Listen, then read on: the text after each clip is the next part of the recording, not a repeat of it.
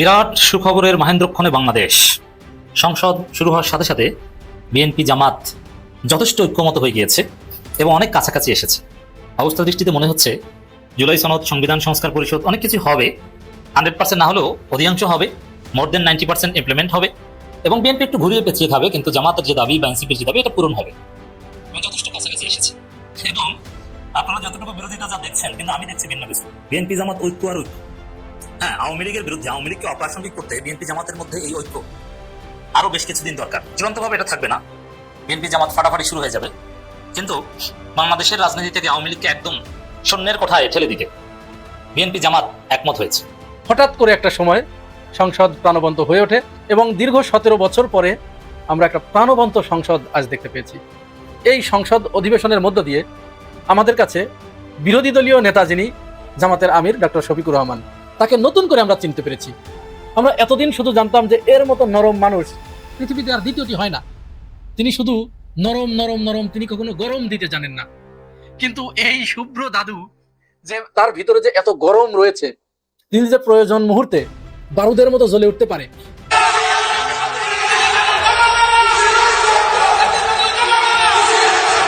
আমন্ত্রিত অতিথিবৃন্দ,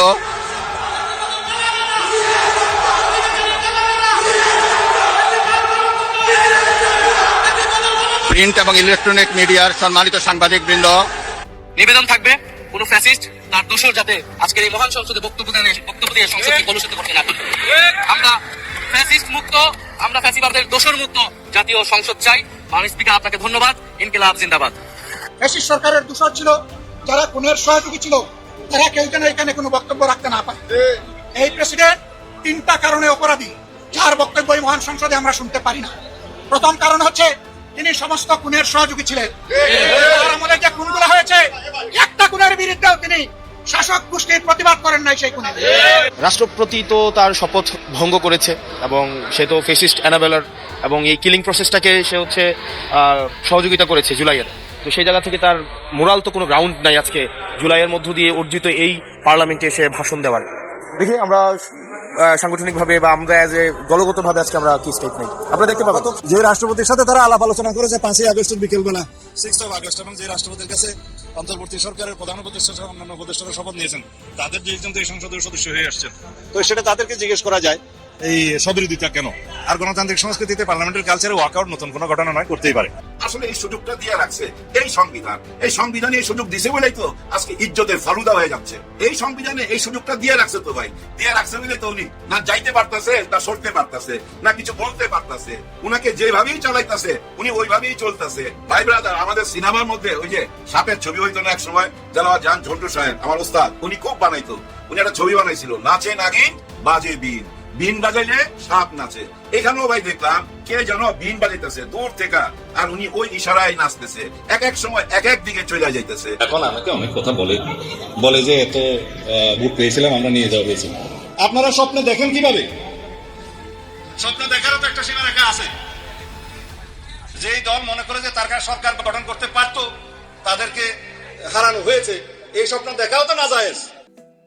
এই যে সংসদে যা দেখলেন, নানান কিছুতে বিএনপি জামাত ঐক্যমতের ভিত্তিতে করেছে। পর্দার অন্তরালে আজকে সংসদে যা হবে, জামাত কি করবে, বিএনপি কি করবে, তার প্রেক্ষিতে বিএনপি কি করবে, জামাত কি করবে, এগুলো সব আগে ভাগে ঐক্যমত অনেক কিছু। এই ঐক্যমতটা গ্রেটার সোশ্যাল কন্ট্রাক্ট, ভালো। এখন অনেকে এটাকে বলবেন তাহলে গৃহপালিত বিরোধী দল। না, ফেসিবাদের পতনের পর ফেসিবাদকে একদম কবর দিতে এই ঐক্যমত দরকার আছে এবং বাংলাদেশের রাজনীতির সংস্কৃতি পরিবর্তন করতে এই বিএনপি জামাতের মধ্যে যে কন্ট্রাক্ট চলছে এটা প্রয়োজন আছে।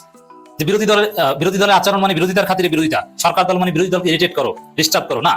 এখানে একটা কার্যকর সম্পর্ক between party in power and the party opposition, এটা দরকার। এই জন্য যে সমঝোতার ভিত্তিতে জামাত বিএনপি চলছে, সংসদের প্রথম দিন পার করলো, এটা প্রয়োজন রয়েছে। এখন প্রথম দিনে জামাত বিএনপির মধ্যে সমঝোতা দৃশ্যমান হওয়ার ফলে আমার কাছে মনে হয়েছে সামনে আরো ভালো কিছু হবে। জুলাই সনদের হয়তো বা ওই বিএনপির অল্প কয়েকটা নোট অফ ডিসেন্ট বাদে বাকি সবকিছু হবে, তবে 180 দিন পর্যন্ত আমাদের অপেক্ষা করতে হবে, যেহেতু 180 দিন সময় আছে। তবে একদম সাথে সাথে প্রথম দিনে বিএনপি সবকিছু করে ফেলবে তা না, বৃহত্তর সমঝোতা এখনো আছে। তবে একটা লেভেলের পর সমঝোতা থাকবে না, এটাও রিয়ালিটি। যেমন বিএনপি জামাত জোট ছিল দীর্ঘদিন, একটা পরিস্থিতির পর সে জোট আর থাকেনি। এখন আওয়ামী লীগ যখন বাংলাদেশের রাজনীতিতে আর ফিরে আসার কোনো সম্ভাবনা থাকবে না, আওয়ামী লীগের রাজনীতি যখন, আওয়ামী লীগের এস্টাবলিশমেন্ট যখন একদম অকার্যকর হয়ে যাবে, বাংলাদেশের রাষ্ট্র ব্যবস্থা থেকে আওয়ামী লীগ একদম শূন্যের কোঠায় চলে যাবে, যেটা অলরেডি গিয়েছে।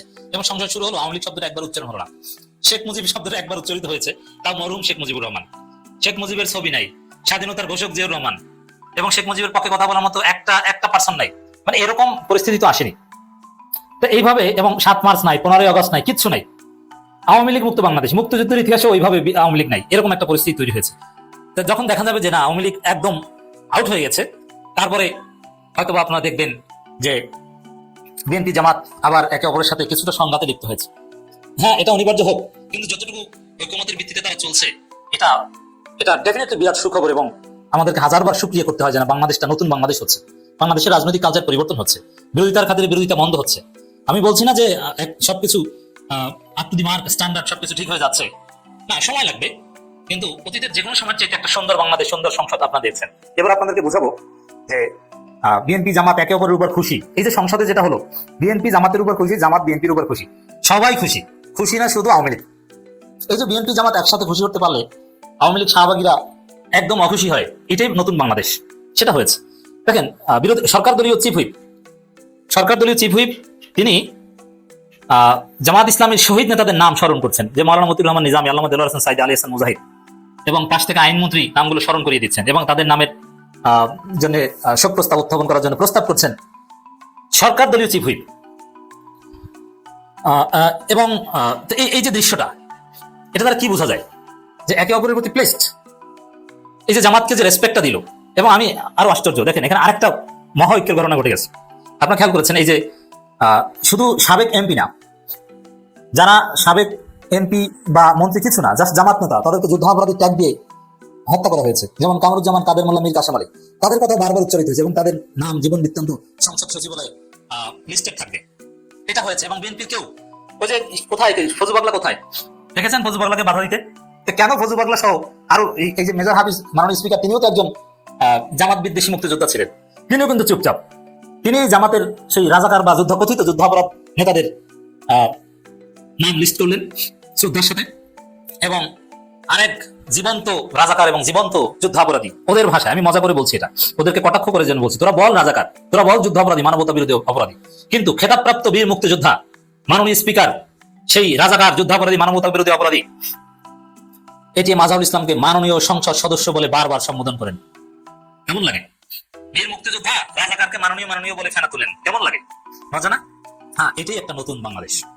এবং বিএনপির কোনো আপত্তি নাই, কিন্তু আর একটা বিষয় আছে, যেমন বিএনপির কেউ এদেশের ইসলামী আন্দোলনের রাহবার, জামাত ইসলামীর আধ্যাত্মিক নেতা, আজকে যারা জামাতের এমপি, সবার বস ওস্তাজ অধ্যাপক গোলাম আজম, খালেদা জিয়া যাকে অসম্ভব শ্রদ্ধা করতেন, সেই অধ্যাপক গোলাম আজমের নাম বিএনপির কেউ শোক প্রস্তাবে রাখেনি, জামাতের কেউ ভুলে উচ্চারণ করেনি সচেতন ভাবে।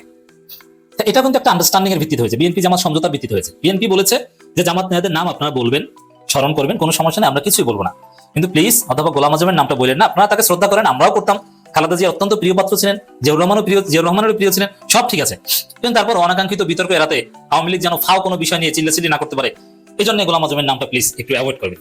বিএনপি এই প্রস্তাব দিয়েছে জামাতকে, জামাত এই প্রস্তাব মেনে নিয়েছে। এর মানে এই যে দেখেন, আজকে অনেক কিছুই সমঝোতার ভিত্তিতে হয়েছে। এমনকি ভেরি ইন্টারেস্টিং, চুপ্পুকে দিয়ে তারেক রহমান তার মনের কথা বলাবেন, তারপরে টেবিল চাপড়াবেন, তারপরে সেই চুপ্পুকে আচ্ছা মতো অপমান করবে জামাত এনসিবি, চুপ্পুর 2 গালে জুতা মারো, তালে তালে গেট আউট চুপ্পু, জুলাই গাদ্দার, নানান কিছু বলে যত প্রকার অপমান করা যায়। বাংলাদেশের ইতিহাসে কোনো রাষ্ট্রপতি এভাবে অপমানিত হয়েছেন সংসদে, এরকম কোনো ইতিহাস নাই। এটাও বিএনপির মেটিকুলাস ডিজাইন, যে আমরা ওর মাধ্যমে বক্তব্য দেওয়াবো এবং আমাদের মতো করে ওকে নাকে খত দেওয়াবো, এবং আপনারা অপমানও করবেন, দুইটাই করেন। যার ফলে জামাত যে ওয়াকআউট করেছে, এতে সালাউদ্দিন আহমেদ থেকে শুরু করে বিএনপির এমপিরা খুশি, এবং এই ওয়াকআউটে তারেক রহমানের পূর্ব সম্মতি ছিল বলে আমাদের বিশ্লেষণ। অসাধারণ ঘটনা ঘটেছে। তো এগুলোর একটা আউটকাম হচ্ছে সামনে জামাত বিএনপি সমঝোতার ভিত্তিতে জুলাই সনদ বাস্তবায়ন থেকে শুরু করে অনেক কিছু করতে পারবেন, বাট একটু টাইম লাগবে, একটু ঘুরিয়ে পেঁচিয়ে উত্তেজনা সৃষ্টি করে হলো এটা করবে বলে আমার ধারণা। হঠাৎ করে একটা সময় সংসদ প্রাণবন্ত হয়ে ওঠে এবং দীর্ঘ 17 বছর পরে আমরা একটা প্রাণবন্ত সংসদ আজ দেখতে পেয়েছি। এই সংসদ অধিবেশনের মধ্য দিয়ে আমাদের কাছে বিরোধী দলীয় নেতা যিনি জামাতের আমির ডক্টর শফিকুর রহমান, তাকে নতুন করে আমরা চিনতে পেরেছি। আমরা এতদিন শুধু জানতাম যে এর মতো নরম মানুষ পৃথিবীতে আর দ্বিতীয়টি হয় না, তিনি শুধু নরম নরম নরম, তিনি কখনো গরম দিতে জানেন না। কিন্তু এই শুভ্র দাদু যে তার ভিতরে যে এত গরম রয়েছে, তিনি যে প্রয়োজন মুহূর্তে বারুদের মতো জ্বলে উঠতে পারে সেটি কিন্তু আজকে আমরা দেখেছি। আপনারা নিশ্চয় লক্ষ্য করেছেন, যথারীতি সংসদ অধিবেশনে সভাপতি হিসেবে যখন খন্দকার মোশাররফ হোসেনকে নিযুক্ত করা হয় প্রথম অধিবেশনে, তখন সৈয়দ আব্দুল্লাহ মোহাম্মদ তাহের তিনি জামাতের পক্ষ থেকে বা বিরোধী দলের পক্ষ থেকে অভিনন্দন জানান সরকারি দলকে এবং জনাব তারেক রহমানকেও ধন্যবাদ জানান। সেই সাথে তারা একটু আশাবাদ ব্যক্ত করেন যে একটু যদি বিরোধী দলের সাথে এই বিষয়ে আলাপ করা হতো তাহলে এটি আরো প্রাণবন্ত হতো, আরো ভালো হতো। বিরোধী দল তখন আরো সন্তুষ্টি চিত্তে এটাকে গ্রহণ করতো এবং সমর্থন জানাতো। এখনো তারা সমর্থন জানাচ্ছে আব্দুল্লাহ মোহাম্মদ তাহেরের কথা। এরপরে জামাত আমির কিছুটা বক্তব্য দেন, তারপরেই সেই কাঙ্ক্ষিত মুহূর্তটি আসে। এটি অপ্রত্যাশিত ছিল না, প্রত্যাশিতই ছিল। কারণ যখনই বিএনপি বিদ্যমান সংবিধানের ভিতরে থেকে ফ্যাসিস্ট রাষ্ট্রপতির ভাষণের মাধ্যমে, যেটি আসলে নিয়ম যে প্রথম অধিবেশনে রাষ্ট্রপতির ভাষণের মাধ্যমে পরবর্তী কার্যক্রম শুরু হয়, তো সেই নিয়ম রক্ষা তারা করতে গেছে বিএনপি, যেহেতু তারা সংবিধানের ভিতরে আছে।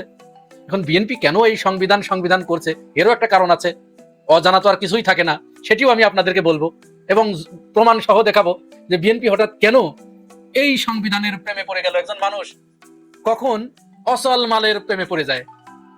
অসল মাল বুঝতে পেরেছেন তো? আপনারা মনে করেন গ্রামের একটা একেবারে কুচ্ছিরি, চেহারা ভালো না, এরকম একটা মেয়ের প্রেমে পড়ে যায় বা বিয়ে করে তাকে, কখন একটা খুব সুন্দর সুশ্রী বা বড় চাকরিওয়ালা ছেলে কখন করে? সাধারণত আমাদের সমাজে যেটা হয়। অন্যভাবে নিয়ে আমি জাস্ট একটা উদাহরণ দিচ্ছি, যখন ওই মেয়েটার, ওই কুচ্ছিরি বা ওই কালো মেয়েটির যখন চেহারায় তিনি ভালো নয় কিন্তু ধন সম্পদে তিনি অনেক উঠে, তখন অনেক লোভী মানুষ যাদের দীর্ঘ প্ল্যান থাকে, পরিকল্পনা থাকে যে অপরের টাকা নিয়ে তিনি কিভাবে অপরের ধনে পোদ্দারি করবেন, এই ধরনের ইচ্ছা যাদের থাকে তারা কিন্তু ওই মেয়ের প্রেমে পড়ে যায়। অথবা কখনো কখনো আপনারা দেখেছেন যে কোনো বিধবা নারী, প্রচুর ধন সম্পদ তার, হঠাৎ কোনো ইয়াং ছেলে, আইবুড়া ছেলে, তিনি ওই বৃদ্ধাকে বিয়ে করেন। কারণ কি? কারণ তার কাছে কিছু মধু আছে, সেই মধু পাওয়ার লোভে সেখানে তারা বারবার ছুটে যায়। তো বিএনপিরও এরকম একটা মধু তারা পেয়েছে, আমি সেটা প্রমাণ সহ দেখাচ্ছি। তার আগে যেটি বলে নিব সেটি জামাত আমির পরে যখন রাষ্ট্রপতি ভাষণ দিতে যাচ্ছেন ঠিক সেই মুহূর্তে বিরোধী দলের সমস্ত সংসদ সদস্যদের নিয়ে একেবারে বারুদের মতো জ্বলে উঠলেন। দেখুন ভিডিওটি, মজা পাবেন।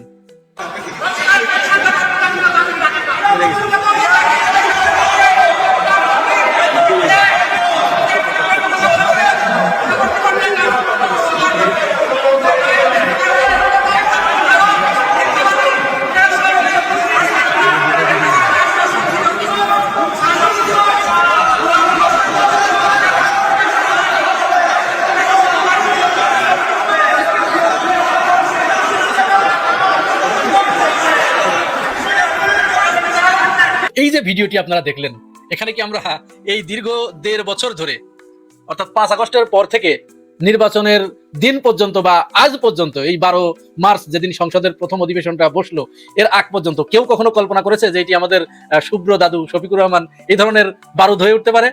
তিনি তার সমস্ত সহযাত্রীদের নিয়ে, তার সংসদ সদস্যবৃন্দদেরকে নিয়ে তিনি এইভাবে ওয়াকআউট করতে পারেন বা প্রতিবাদী হয়ে উঠতে পারেন? মনে হচ্ছিল তিনি একেবারে 22-23 বছরের হাসনাতদের সমবয়সী, নাহিদদের সমবয়সী একটি যুবক, সেরকম তিনি টকবক করে জ্বলে উঠলেন।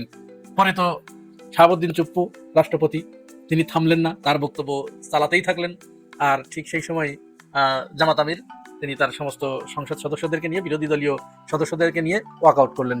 এসে তিনি বাইরে এসে সাংবাদিকদের কাছে সেখানেও একটি আগুনঝরা বক্তব্য দিয়েছেন এবং কি কারণে সাংবাদিকরা যখন তাকে প্রশ্ন করলো যে কেন আপনারা অধিবেশন বয়কট করলেন, সেখানে জামাত আমির 3টি বিষয় উল্লেখ করেছেন যে 3টি কারণে মূলত আমরা এই রাষ্ট্রপতির ভাষণকে আমরা বয়কট করেছি।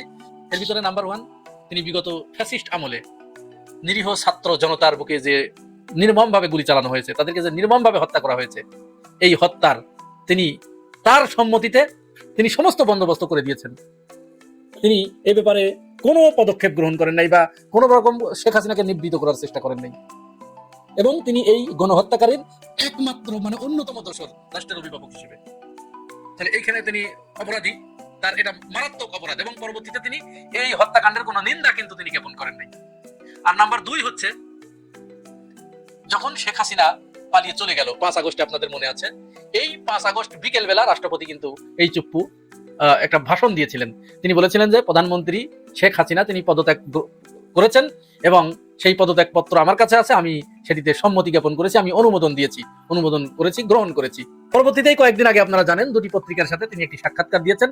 সেই সাক্ষাৎকারে তিনি ওটি পুরাপুরি অস্বীকার করেছেন এবং তিনি নতুন একটা বয়ান উৎপাদন করার চেষ্টা করেছেন, নতুন একটা বিতর্ক উস্কে দেবার চেষ্টা করেছেন। তাহলে তিনি রাষ্ট্রের সর্বোচ্চ পদে থেকে মিথ্যাচার প্রকাশ্যে করলেন।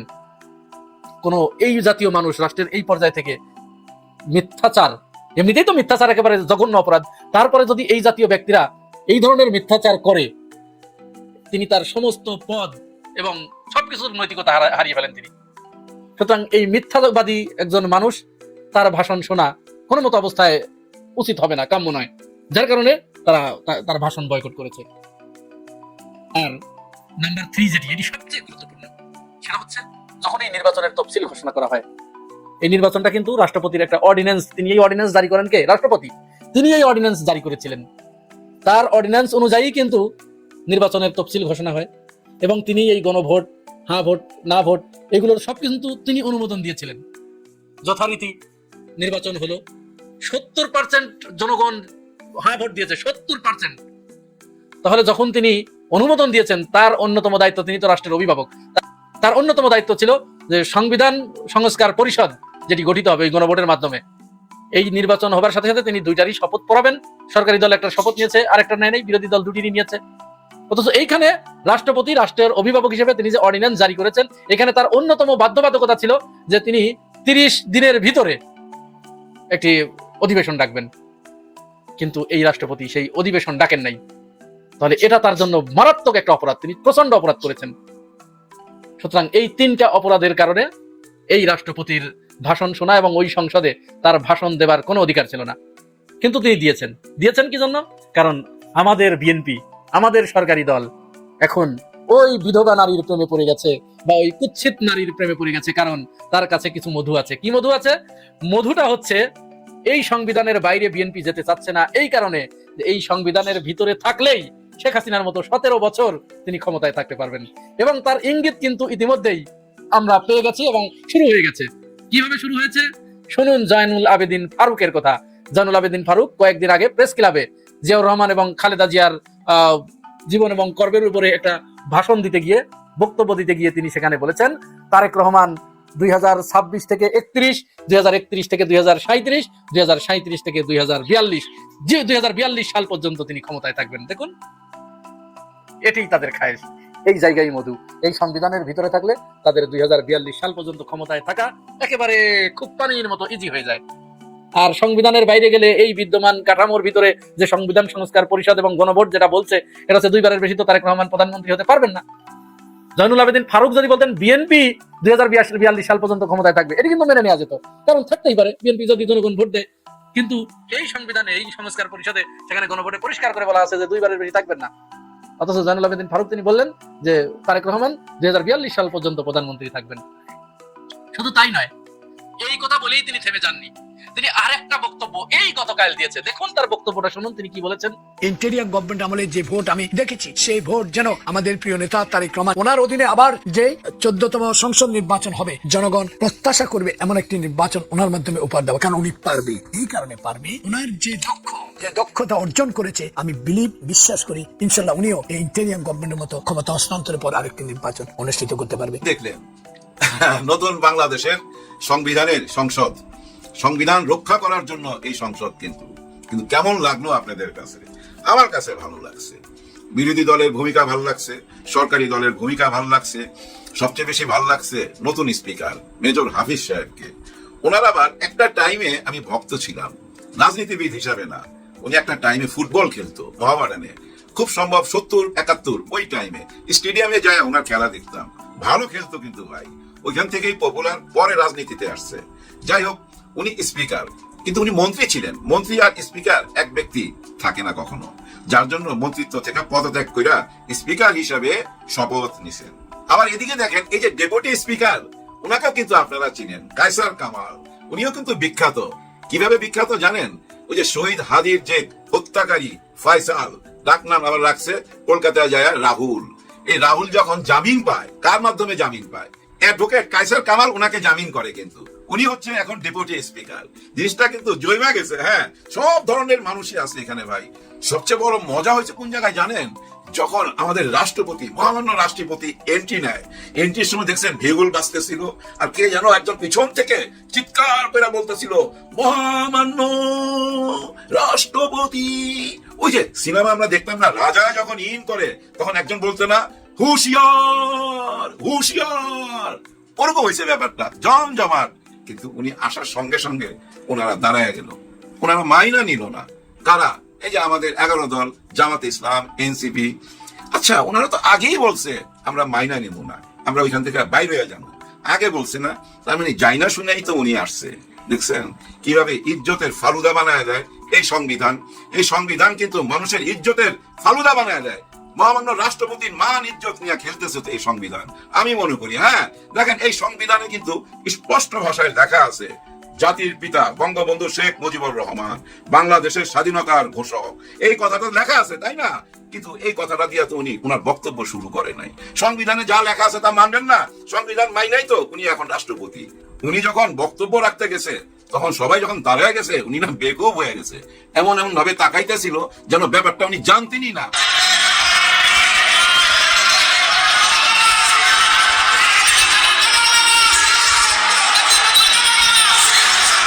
আমন্ত্রিত অতিথিবৃন্দ, প্রিন্ট এবং ইলেকট্রনিক মিডিয়ার সম্মানিত সাংবাদিকবৃন্দ, আপনাদের সবাইকে জানাই আন্তরিক অভিনন্দন ও শুভেচ্ছা। জনাব স্পিকার, এই যে হট্টগোল হইতাছিল, চিল্লাচিল্লি হইতাছিল, এর মধ্যে দিয়ে কিন্তু উনি বক্তব্য দিয়ে যাচ্ছিল। কেউ শুনুক না শুনুক, ওনার দায়িত্ব উনি পালন করতেছিল। কিন্তু জনগণের কাছে সবচেয়ে বড় প্রশ্ন কি জানেন? উনি কেমন, মানুষটা কেমন, ওনার চরিত্রটা না কেউ ধরতে পারতেছে না। এক এক সময় এক এক রকম। তো নায়ক শাকিব খান এক এক ছবিতে এক এক রকম, কোন ছবিতে আর্মি, কোন ছবিতে আবার ডাকাই, কোন ছবিতে মাফিয়া, কোন ছবিতে গরিবের বন্ধু। এরকম হয়ে গেছে ওনার চরিত্রটা। উনি এক এক সময় এক এক কথা বলতেছে, তো মানুষ কিভাবে নিবে ওনাকে? এরশাদ সাহেব এবং জিয়াউর রহমান এরা কিন্তু এই জিনিসটাকে, এই আপনার অর্থ দিয়ে পলিটিক্সের 12টা বাজাইছে তারাই। কেন অর্থের খেলা হয়েছে সেই সময়। গত 3 মাস ধরে মাননীয় প্রধানমন্ত্রীকে সালাম করতে গেলে উনি আমার সালাম নিতেন না। তা আমি দেখতাম যে ওনার চরণের ধুলো আমি পাই না। কিন্তু সেই সময় যে ওনার মনের মধ্যে রাষ্ট্রপতি হিসাবে আমার নাম প্রথিত হয়ে গেছে, সেই জন্যই যে উনি আমার সালাম নেওয়াটা বিব্রতকর মনে করতেন। ওনার বক্তব্যগুলো শুনেন, ওনার যতগুলো বক্তব্য আছে টুকরা টুকরা গুলা সব জোড়া দিয়া যখন কোনো ইয়াং ছেলে বা এই নতুন প্রজন্ম কেউ দেখবে, কি শিখবে ওনার কাছ থেকে? উনি আজকে বক্তব্য শুরু করছে কি দিয়া জানেন? 2000 সালে যখন বিএনপি ক্ষমতায় আসে আর আওয়ামী লীগ ছাইরা দেয়, তখন আওয়ামী লীগ ছিল দুর্নীতির চ্যাম্পিয়ন। হ্যাঁ, দুর্নীতিতে চ্যাম্পিয়ন ছিল। তখন সেই ডুইবা যাওয়া জাহাজের হাল ধরে বেগম খালেদা জিয়া। এই কথা দিয়ে উনি বক্তব্য শুরু করছে। আবার উনি বলতেছে ফ্যাসিবাদের কথা, মানে শেখ হাসিনা ফ্যাসিবাদ সরকার, তাদের কাছ থেকে দেশ মুক্ত করছে কারা, তাদের নিয়েও কথা বলতেছে। মানে জুলাই 24-এর রক্ত দিছে শহীদদের কথা উল্লেখ করতেছে, সব রকম কথা বলতেছে। কিন্তু কারো মন জয় করতে পারতেছে না, কারণ মানুষ বুঝতে পারতেছে না আসলে মানুষটা কেন বারবার ডিগবাজি খাইতেছে। ওই যে জাহিদ খান চলে গেছে বিদেশে, আমেরিকা না কানাডায় আছে, সেই জাহিদ খানের মতো বারবার যদি ডিগবাজি দেয় একজন রাষ্ট্রপতি, তাহলে মান ইজ্জত থাকে, মান ইজ্জতের ফালুদা হয়ে যায় না ভাই? হ্যাঁ, ফালুদা হয়ে যায়। আসলে এই সুযোগটা দিয়ে রাখছে এই সংবিধান। এই সংবিধানে এই সুযোগ দিছে বলেই তো আজকে ইজ্জতের ফালুদা হয়ে যাচ্ছে। এই সংবিধানে এই সুযোগটা দিয়ে রাখছে তো ভাই, দিয়ে রাখছে বলে তো উনি না যাইতে পারতাছে, না সরতে পারতাছে, না কিছু বলতে পারতাছে। উনাকে যেভাবেই চালাইতাছে উনি ওইভাবেই চলতেছে। ভাই ব্রাদার, আমাদের সিনেমার মধ্যে ওই যে সাপের ছবি হইতো না এক সময়, যারা জান ঝন্টু সাহেব আমার ওস্তাদ, উনি খুব বানাইতো। উনি একটা ছবি বানাইছিল, নাচে নাগিন বাজে বিন, বিন বাজাইলে সাপ নাচে। এখানেও ভাই দেখলাম কে যেন বিন বাজাইতেছে দূর থেকে, আর উনি ওই ইশারায় নাচতেছে। এক এক সময় এক এক দিকে চলে যাইতেছে। দেখেন আজকে জামাত ইসলামকে প্রশ্ন করা হয়েছিল, সাংবাদিকরা প্রশ্ন করছিল কেন আপনারা বাইরে চলে আসলেন, ওয়াক আউট করলেন? ওনারা বলছে 3টা কারণে। ডাক্তার শফিকুর রহমান 3টা কারণ বলছে। 3টা কারণের মধ্যে প্রথম কারণটা কি জানেন? এই যে গত 16 বছর এত জুলুম হইলো, এত অত্যাচার হইলো, মিডিয়া ট্র্যাজেডি, শাপলা হত্যাকাণ্ড, আয়না ঘর, অত্যাচার, জুলুম, জুলাই 36টা দিন সারা বাংলাদেশে কোথায় না গন্ডগোল হয়েছে, কোথায় না লাশ পড়ছে, কই? তখন তো উনি কোনো কথা বলে নাই, একদম চুপ ছিল। তার মানে কি উনি তো সেই স্বৈরাচার শাসকেরই একজন এবং উচ্চ পদের একজন, তাই না? কেন তখন উনি একটা বক্তব্য রাখে নাই? উনি তো রাষ্ট্রের অভিভাবক, অভিভাবক হিসাবে একটা বক্তব্য কেন রাখে নাই? তার মানে উনি আগে সেই স্বৈরাচার শাসককে সাপোর্ট দিয়ে গেছে, তাই না ভাই? দ্বিতীয়টা কি? দ্বিতীয়টা ভয়াবহ ব্যাপার তো। হ্যাঁ ভাই, কত বড় মিথ্যা কথা বলছে উনি। দেখেন, উনি 5ই আগস্টে শেখ হাসিনা চলে যাওয়ার পর উনি নিজে ভাষণ দিয়া বলছে যে শেখ হাসিনা পদত্যাগ করছে, যা উনি মঞ্জুর করছেন। এই কথা উনি নিজের বক্তব্যে বলছে, তো আমরা শুনছি তো, তাই না ভাই? ভিডিও আছে তো।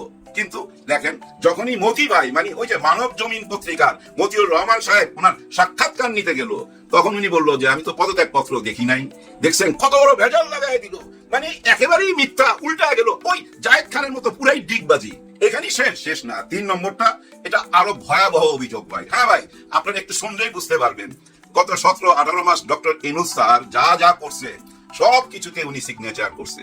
ওনার আদেশেই কিন্তু এই নির্বাচন হয়েছে। এই নির্বাচন মানে 2টা নির্বাচন একসঙ্গে হবে, ওনার আদেশেই কিন্তু হয়েছে, ওনার সিগনেচারেই হয়েছে এটা। তার মানে কি 2টা নির্বাচন একসঙ্গে হবে, 2টা নির্বাচন একসঙ্গে হয়ে গেল।